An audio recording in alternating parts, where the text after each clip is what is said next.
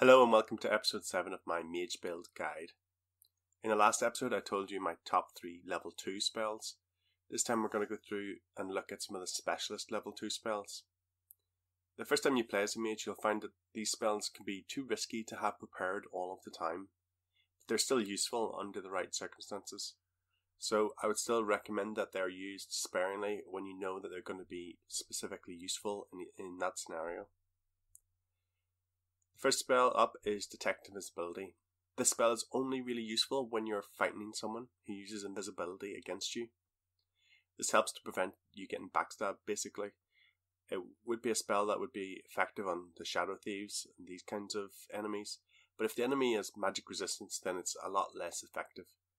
I would not recommend having this spell prepared unless you know that's going to happen. The next spell is Glitter Dust. It's an area effect spell, very similar to blindness or sleep, and it lasts for 4 rounds. It also will remove invisibility, which is quite useful. It's a good spell, and when you get into a fight with a group, it helps to knock out a few of the enemies.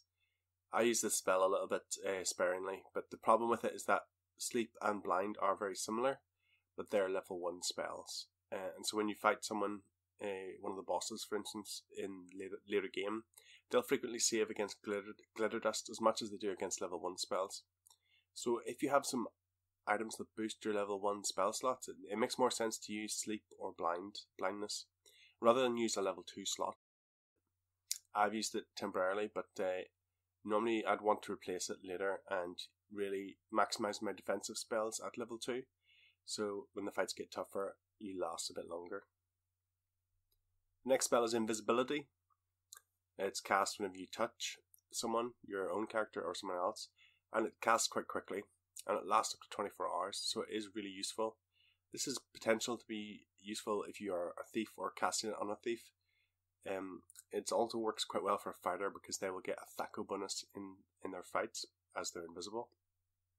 If you like to use a thief to scout and find traps, then this can be helpful without being seen, instead of needing to maintain stealth.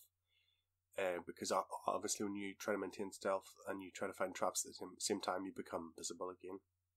But to warn you, this does break whenever you go to loot chests and things like that, not when you lockpick. So if you're using this invisibility, it will end if you try to loot chests.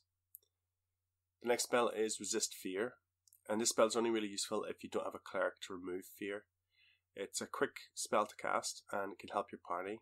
It's likely to be most helpful if you feel like you're going to encounter an enemy that has a fear spell.